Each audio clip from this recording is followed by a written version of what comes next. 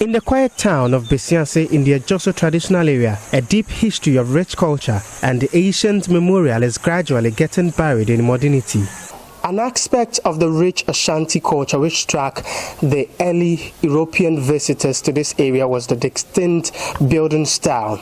All were impressed with the construction, with the design, the cleanliness and the comfort of these traditional courtyard houses, which they regarded as being well adapted to the particular climate and the particular condition of life in this area. We are here at the Besianse Shrine House in the Adjoso traditional area.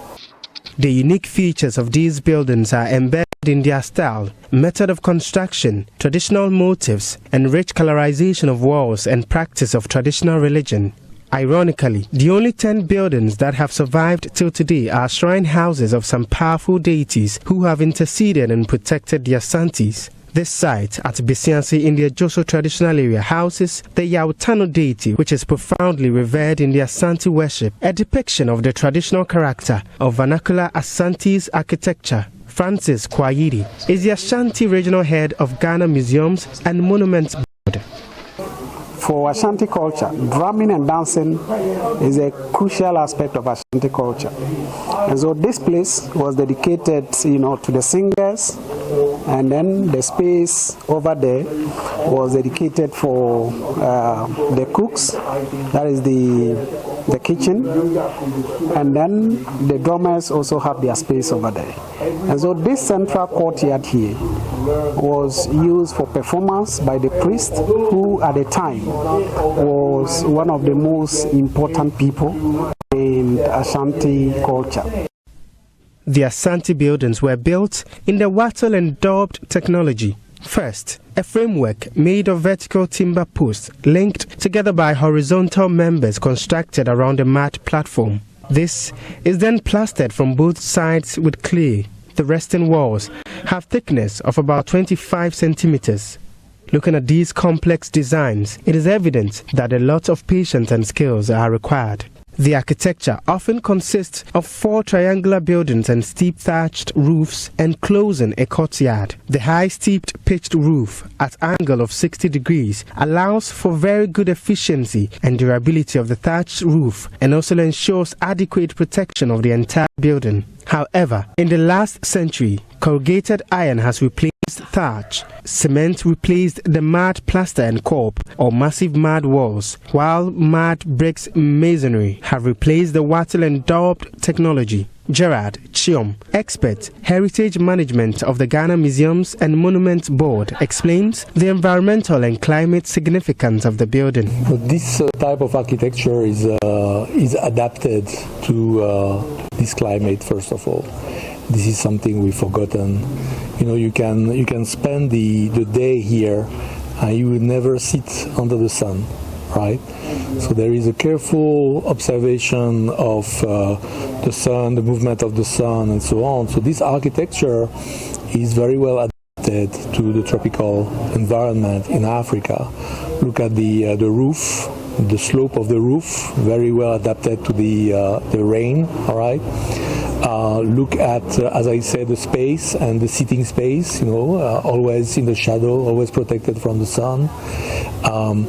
So this architecture is valuable, not only because it's a relic of the past, and we definitively are interested in knowing more about the past, but also because it has probably something to bring to us and to the future.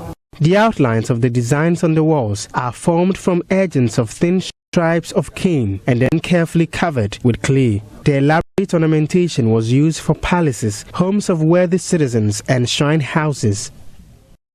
The kind of building that was adopted for these kind of people, especially the kings, the queens, the priests, were very unique and adorned with different decorations and adinkra symbols. And each of them have its own meaning and they sort of speak to certain cultural and social norms within the society.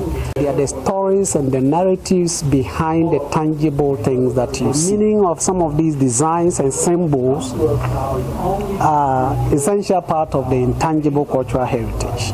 Okay, so each of these symbols have its own meaning, and in order to be able to interpret heritage, you need a documentation of these works.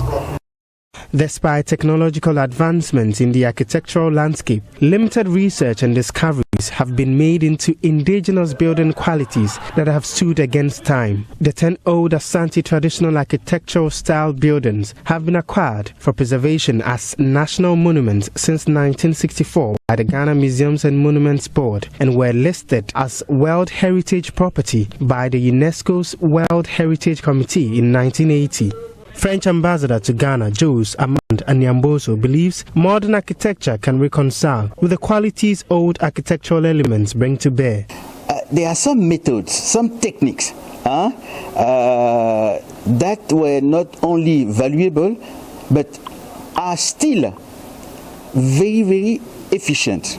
So definitely, I think that the techniques, especially what I saw, the explanation of Francis, could inspire.